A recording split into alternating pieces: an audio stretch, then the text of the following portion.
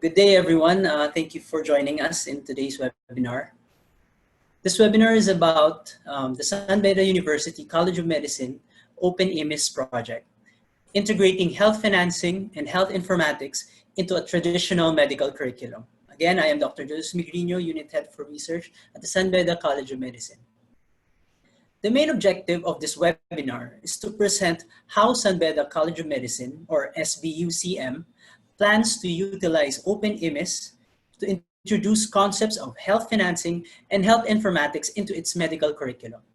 The goals of the project are as follows. Number one, to introduce health financing to SBUCM students. Number two, to demonstrate openIMIS as a tool for health financing / informatics to our students. And number three, to utilize openIMIS as a tool for patient enrollment. Now, as just a brief backgrounder, let's start the story with a brief backgrounder on what SBUCM is. SBUCM, or San Beda University College of Medicine, currently is located inside the San Beda University campus in Mendiola Street, Manila, Philippines. It is housed inside the St. Benedict building and has your typical theater-like classroom, shared laboratory rooms, and a dedicated computer laboratory where summative exams are usually held. SBUCM is poised to move into a newly refurbished classroom / laboratory rooms, hopefully by next school year, pending the disruption that we're all experiencing right now. The academic program of SBUCM is a 4-year medical degree program, which with what can be described as your traditional subject-based curriculum. The traditional meaning you have your normal courses such as anatomy, pathology, internal medicine, biochemistry, which are delivered as subjects rather than integrated modules. In the first year of training, students mainly tackle basic science courses such as anatomy, physiology, and biochemistry. And in the second year, basic pathology courses are introduced, including pathology, laboratory diagnosis, microbiology and parasitology, and even pharmacology.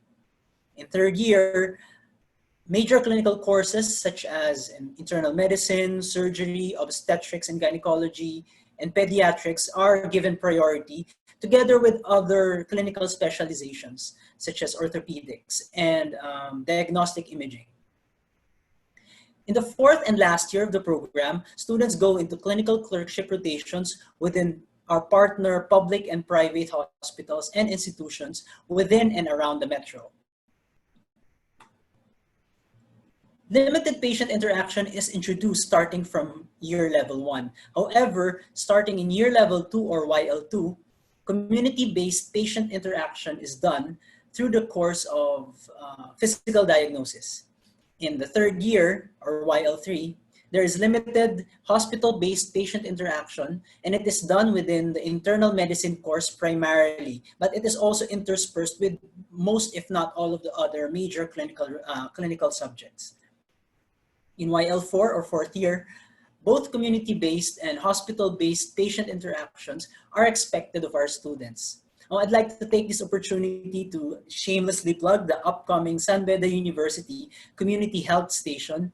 After years of planning and bargaining with the administration, after a lot of planning with the college and the university administration, it has finally started construction and will start operations hopefully by mid-2021. And this is going to be very important as we go along with the projection of our project goals later.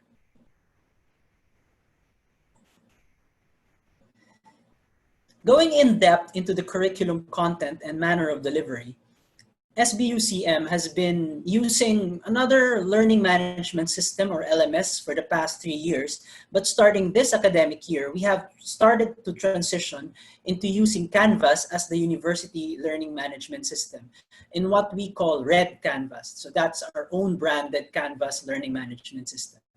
So this is extremely helpful to us, what with the current global state of affairs.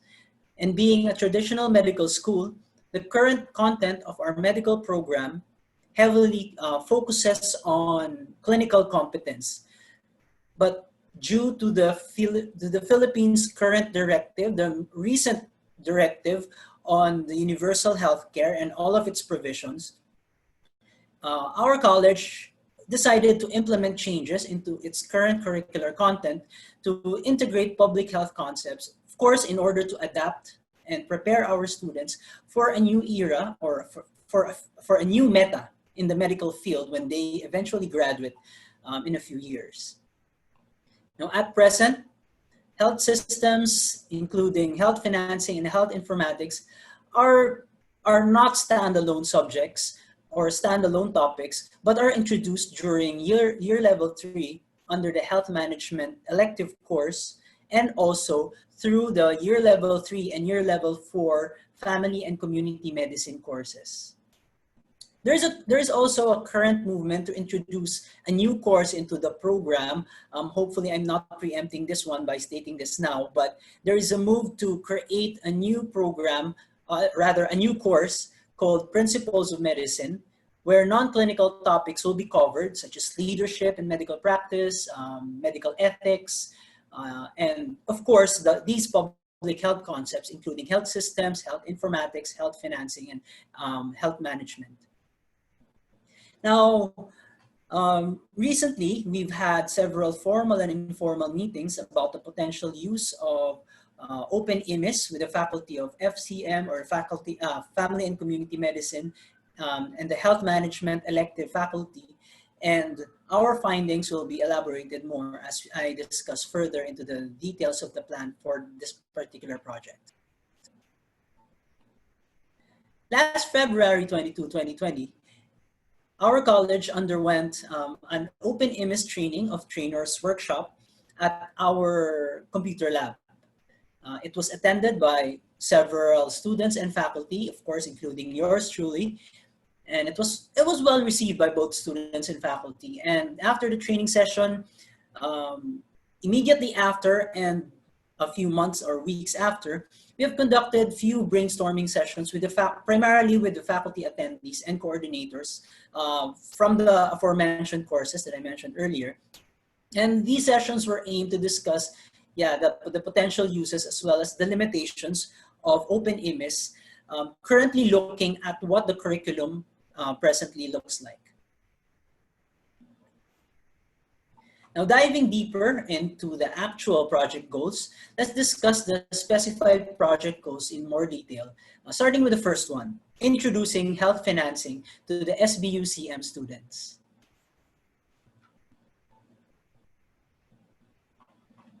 The project proposal is to have a series of lectures in health financing under the health management elective course in third year or in YL 3. The delivery method will be using asynchronous lectures using our Red Canvas learning management system. Now, the primary sources for this particular activity will make use of the openIMIS manual for medical students, which we received during our February training, as well as the guides in the openIMIS wiki, which it's very extensive, so it's really very well documented. And of course, we have to tailor all the topics and the content together with the current curriculum's topic. The estimated timeline for this activity is the start of the second semester of the upcoming academic year, because that is when the health management elective course will be starting.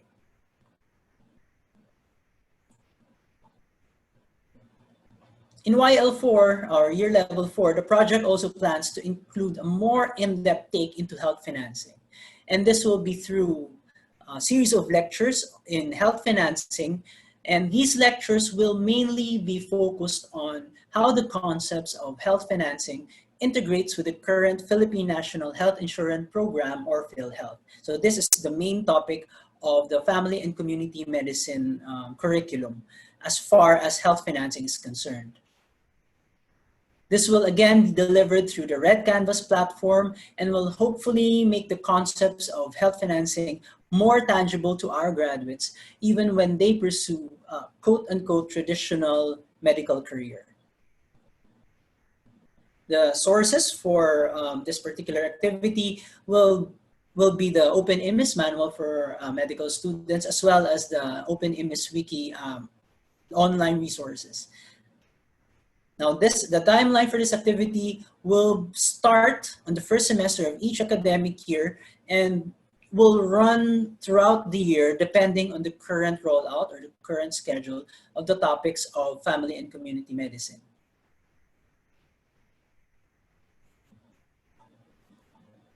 Now we go to the second project goal, demonstrating openIMIS as a health financing / health informatics tool.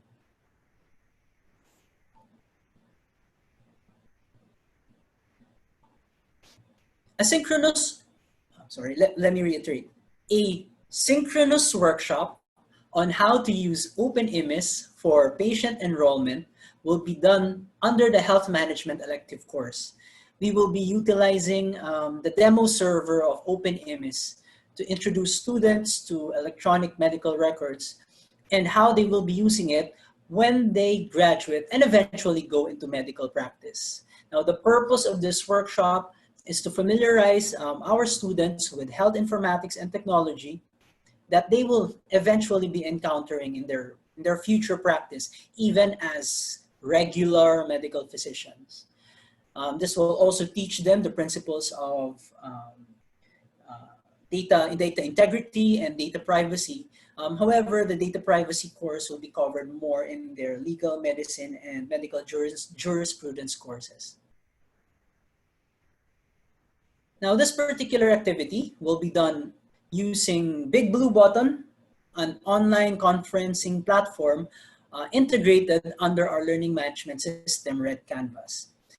However, if already allowed by next week, we would really like this to deliver this workshop as a face-to-face session, similar to the training that we did last February, because that was really very useful for us. We were able to see each other and complement and comment to each other on how to actually use and to benefit from using openIMIS and similar technology.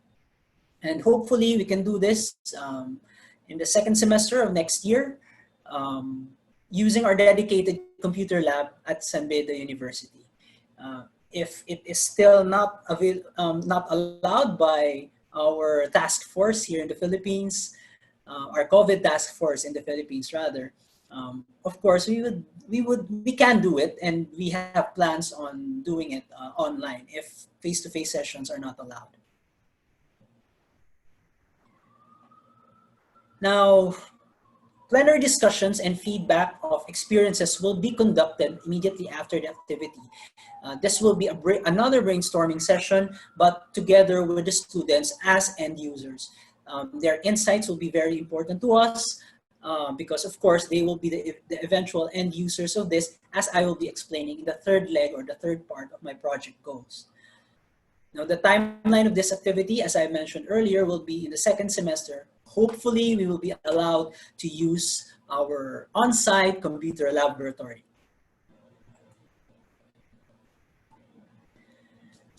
Now, the last project goal is to utilize openIMIS as a tool for actual patient enrollment. Now, this is really the tricky one. This is the idealized eventual goal of the project, to actually integrate openIMIS technology in the operations of the upcoming Beda University Community Health Station. Now, the idea is to utilize our own openIMIS server to serve as the health station's electronic medical records at the least. So even more depending on the utilization, the capability, and all of these things that we will be deciding upon when we actually conduct the activity. Now, to be perfectly transparent about this, such an activity proposal will entail a lot of administrative meetings and deliberations. I have only had the privilege of conducting meetings with my immediate faculty coordinators, so we haven't presented the entire project of the community health station and openIMIS integration with the super higher ups. So, but hopefully it will be met with enthusiasm by our immediate and super immediate administrative colleagues. We're going to be presenting this as our medium to long-term goal. And of course, I'm putting this out there for review and discussion with the rest of you. If you have any suggestions or comments, of course, we will be very receptive to your contributions. The delivery is, of course, through on-site or local server within the community health station. And the timeline is, of course, will be dependent on the availability and the functionality of the San Beda University Community Health Station.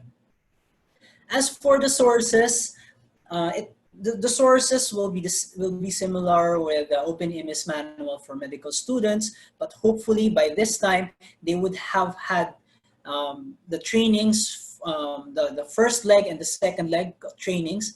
And when they go into third year and fourth year, that is when they will be implementing the openIMIS as an actual on-site tool in the community health station.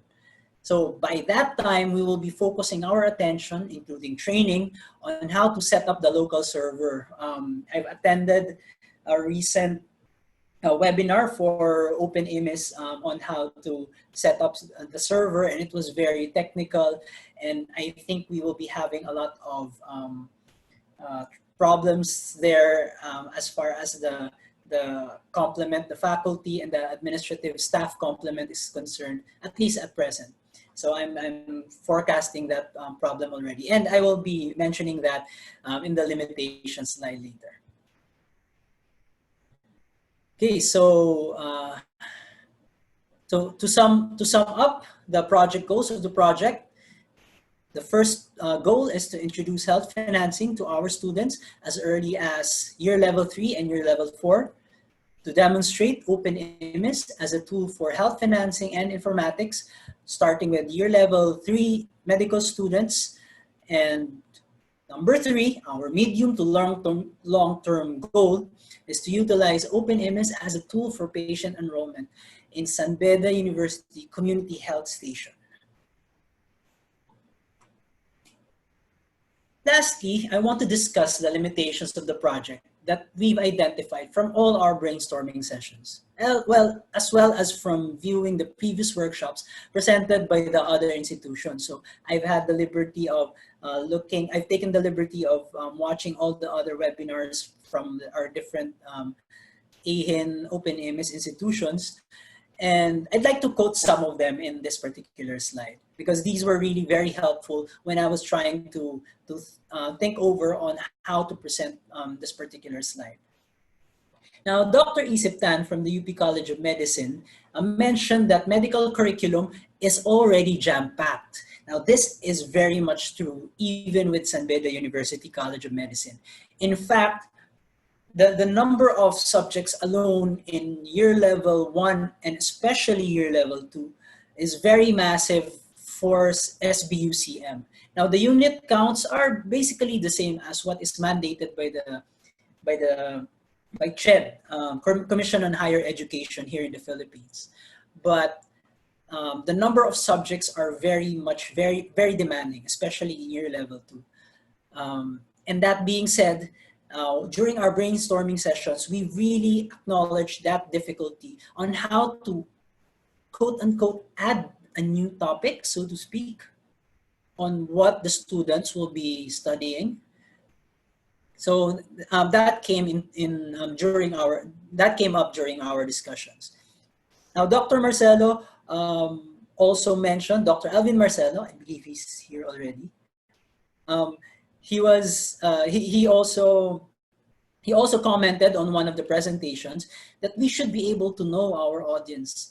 And this ties up with Dr. Isip Tan's comments. And based on the meetings with some of my co-faculty in San Beda, students are primarily concerned with passing the boards, and they will not devote time, or they will be hesitant to devote more time to learn a skill that they don't think is immediately important for them, because their immediate concern is really to pass every year level and to take the boards as soon as possible while everything is fresh, and then pass the boards, and then who knows what. And the buy-in of end users is very important. So that is why we plan to introduce the topics, the concepts as early as possible, so that the buy-in will start from the advertising will start as early as year level 1, but definitely year level 2, until, and progressing continuously until they reach the 3rd year and 4th year. And after they graduate from 4th year, hopefully they can retain the enthusiasm even throughout their 5th year or their internship, which is not part of our medical curriculum, but hopefully they can retain the enthusiasm as they go into internship and after they pass the board exams. Also, knowing the difficulties we are encountering with transitioning to online learning, I'm sure some of my faculty colleagues here in the audience will be very much familiar with the very difficult task of transitioning from an on-site classroom-based learning to an online learning, whether it's a full online or a blended learning environment. Faculty buy-in for new technology is very, very difficult.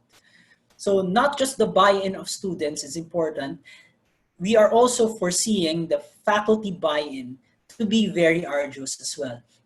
Now, even during our own brainstorming sessions with a limited group of faculty, some of the faculty expressed their hesitation in adapting a new technology, what with all the activities, all the workshops and webinars on online learning and transition to online learning we've been having for the past few weeks or the past few months. So implementing, let's say, a new technology for them to study and to learn and to implement in their curriculum will be very, very difficult. And I guess at this point in time, the timing of the advertisements and the proposals will also be very, very crucial. Now, another reason that we don't plan to implement this with our current hospital and community partners is that the oversight, especially for patient data and data security, will be very enormous, at least as far as staffing is concerned and policies are concerned. We only have a memorandum of agreement with our current partners, whether it's a community partner institution or a hospital or hospital-based or clinic-based or a barangay health station-based institution. We only have a limited memorandum of agreement. And that is why we are very much looking forward to the construction and finalization and the full functionality of our San Beda University Community Health Station. At least when it is already up and functioning, we won't be limited as far as patient interaction and collecting data will be concerned.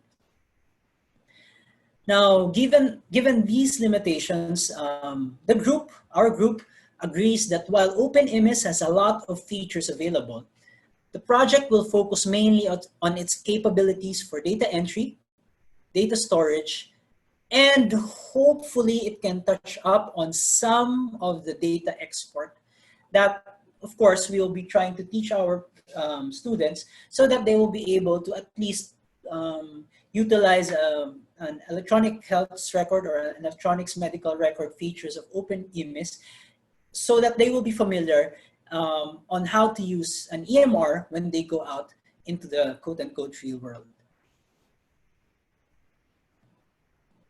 Now, the last bullet here is IT support in a medical program. Now, this ties up with the limitation that I've already discussed earlier. Our current plan only, at least the first two project goals, only involves utilization of the demo program, the demo server of openIMIS. And if we are to use a local server, we will be utilizing it on our third goal, which utilizes a local server within our community health station. This is because of the very limited IT support that we currently have as a small college in a relatively small Philippine university. Looking at the requirements and the technical requirements and skills needed to set up a local server is a very real limitation that we may be facing. But especially right now that we are encountering all medical schools are encountering problems in enrollment and budgetary constraints, what with the K-12 transition, as well as, of course, the current pandemic that's ongoing. We all have that administrative concerns always looming in the back of our heads. And that includes, let's say, requiring or requesting for more IT support in a newer technology. Okay, I think that will be the end of my presentation. Thank you for listening. I am open to all of your comments or suggestions. And I guess I'll bring the floor back to chat. Thank you. Yes, thank you, Doctor. Thank you for sharing your plans for openIMIS and Beda and for mentioning the things discussed in our previous openIMIS webinars. I think they're really helpful, especially for those who missed our previous calls. So to all our participants, if you have questions, please feel free to enter them in the chat box. Our first question is, what challenges do you face in teaching the non-clinical courses like health financing? Okay, so that is a very real question that we're really dealing with right now. Being a traditional medical school, non-health topics such as health financing or public health in general only is given very, it ranks very low in the priority list of courses. And most of our negotiations as far as the number of units are concerned will really be devoted into the more clinical courses. And that is why our current move is to integrate, so to speak, integrate the more important non-clinical, non-specialty related, is that the proper term? Non-specialty related courses into a more tangible principles of medicine course. But this is ongoing for, I think, 1.5 years already, but we have yet to submit our proposal to CHED, to the Commission on Higher Education. So it is really very difficult for non-medical topics and non-medical courses to be integrated into a traditional medical school. And that is really one of the limitations that we identified, especially when dealing with technologies such as this, which are not really routinely part of your clinical rotations or clinical subjects. Thank you, Dr. Julius. Our next question is from Dr. Keisha Barwise. What does the health financing course entail? Dr. Keisha. Okay. The health financing course. We don't really have a health financing course in Beda College of Medicine. What we have, the closest to the health financing course, so to speak, is the health management elective course. So the health management elective course deals with health management concepts, and together with health management, they are introduced to topics such as health financing, hospital management, so different concepts of health management, which includes health financing. However, as an actual course, as an actual subject, health financing is not really existent in the current curriculum rollout of Beda College of Medicine. And this brings me back to our proposal to CHED, to the Commission on Higher Education, on editing our curriculum to include the principles of medicine, which hopefully we will try to address those issues of us not really having a dedicated health financing course or a health informatics course or a public health course or a health systems course. So it's really very difficult in a traditional medical schools. I'm sure some of the newer medical schools, I'm familiar with the Ateneo School of Medicine and Public Health. They have dedicated courses and faculty and coordinators for public health subjects. But these are more progressive, so to speak, colleges of medicine. But we are very traditional in that we are more of the clinics, clinical subjects, and our curriculum also reflects that. So it's really very difficult for us to integrate activities and topics such as these ones, which are non-clinical in nature. Right, thank you, Dr. Julius. Our next question is, how is San Beda adjusting to the constraints of COVID on face-to-face learning? Oh, I'm sure everyone can relate with this one, but it's very difficult. The guidelines set out by the Interagency Task Force for COVID, which are the government body which gives guidelines on when you can go out and conduct mass gatherings and the implementing rules for those activities. They change every now and then. They change very frequently here in the Philippines. Now, I don't know about the other countries, about the participants from other countries here, but here in the Philippines, we are generally guided by the IATF, Interagency Task Force for COVID, and they tell us when we can have our face-to-face activities and when should we only conduct online learning activities, of course, together with coordination with the Department of Education and the Commission on Higher Education here in the Philippines. Now, that being said, we have been having, as far as right now is concerned, we will be operating on the first semester purely online basis so that we can plan our activities accordingly. Now, we are optimistic that we will be allowed face-to-face sessions come the second semester, which will start from January next year onwards. But we're hoping for the best. But that being said, the transition is very, very difficult. Right now, we are still currently trying to transition all our content, our curricular content, from our traditional on-site delivery, mode of delivery, into our learning management system. And in fact, I'm also one of the trainers for our learning management system. And that's a benefit for me, but also a curse for me, because I've been handling multiple tasks for the San Beda College of Medicine. But that being said, at least I'm familiar with technology somewhat. I can't say the same for a lot of our faculty. A lot of our faculty are really having problems adjusting to the newer meta of applying technology into their normal, into their regular teaching load. And that is really one challenge that we really have to address if we want a good buy-in from our faculty. Because at the end of the day, our end product or our end goal is to really implement openIMIS or whatever electronic medical records into our practice, into our training, into our curriculum.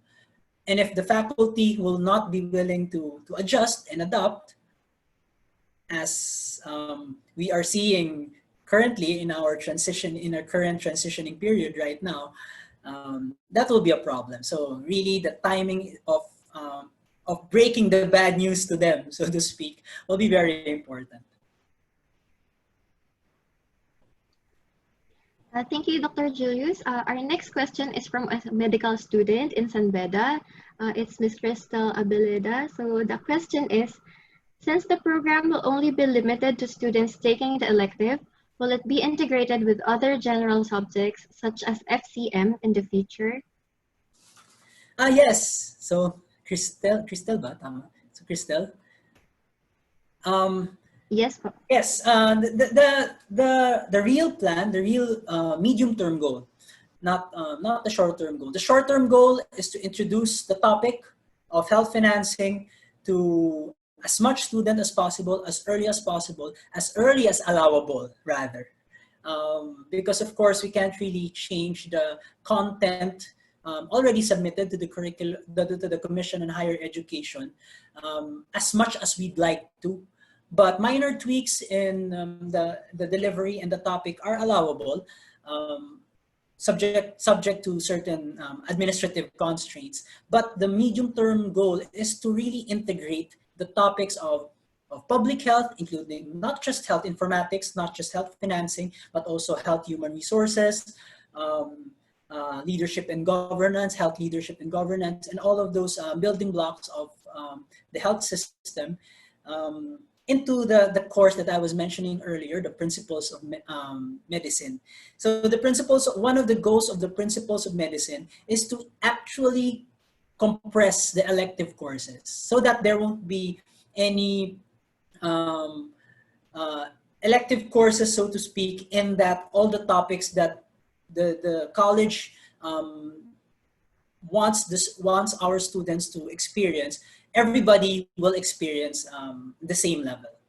So that is the medium-term plan for that. So that is why I'm voicing out the hopefully we'll be able to implement the principles of medicine seamlessly.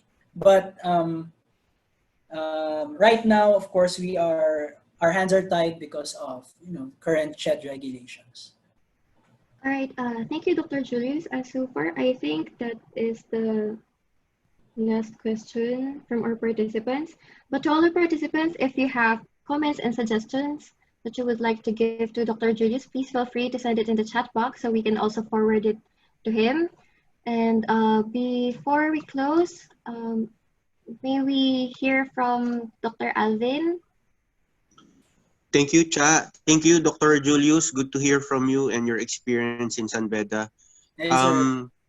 I think the situation is very different now for many medical schools. I agree with you. A lot of the faculty are actually, I think many of them, even in UP, are facing a lot of challenges trying to shift to the online mode. And then, of course, there are also students that have also challenges with their ability to connect to the online systems.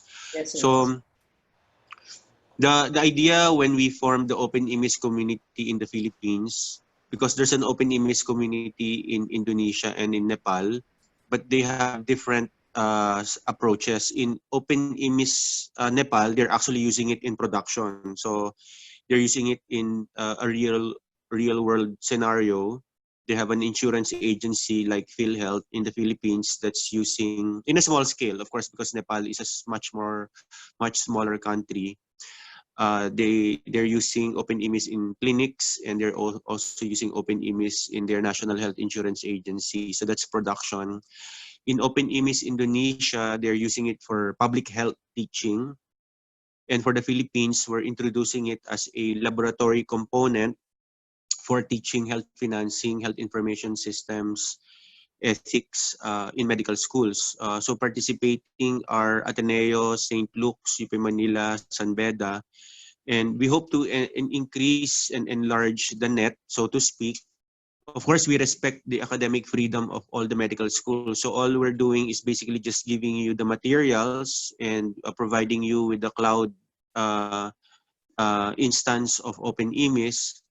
And we hope that with these materials, you can start thinking of what might be possible for your respective medical schools. We won't impose anything on the medical schools, but hopefully we can meet regularly and exchange ideas on what might work for you and what might have worked for us.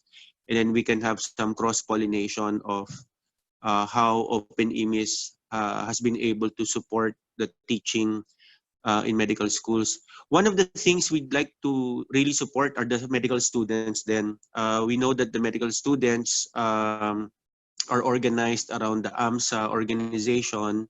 So we'd like to support AMSA in that way so that the students can also have a laboratory, so to speak. Of course, that will be extracurricular because unless it's part of the curriculum, it's not going to be graded, so to speak. So thank you very much, Dr. Julius. Thank you also for the participants for tonight's webinar. I'd like to ask you to continue joining the webinars on openIMIS to refine the material. If you want to help in co-editing the existing manual, laboratory manual, please feel free. If you want to add a chapter to the manual, I welcome that. If you have an idea of what you can contribute to the openIMIS body of knowledge, please, the openIMIS community is very much open. So if you have any suggestions on how to improve the laboratory manual, please do so. We hope to invite more openIMIS people from Germany, Tanzania, and Nepal so that they can also share what they have. And hopefully, even if we cannot use openIMIS in the Philippines because PhilHealth already has a very mature insurance information system, but I think the idea is to be able to teach principles of health information system, health financing, solidarity, accountability to our medical and nursing students. Because I realized the first time I learned about health insurance is when I was already a doctor. And I thought health insurance was a system for me to earn money. But actually, it's more than that. Health insurance is a way to ensure universal health coverage to all the citizens of the country. So I hope we can introduce this as early as possible to medical education so that our medical students will graduate with the thinking that they are a member of the insurance system and not just a professional whose only role is to receive money from the insurance system. So with that, I'd like to end this webinar, thanking Dr. Julius and also inviting everyone to the next webinar. So good night, stay safe. Charis, thank you very much. Thank you, Dr. Julius. Bye. Thank you, Sir Eloy. Bye, everyone. Thank you, everyone. Ingat. Bye. Stay safe, everyone. Stay safe. Charis, please save the chat transcript. Bye. Thank Yes, Dr. you. Alvin. Bye.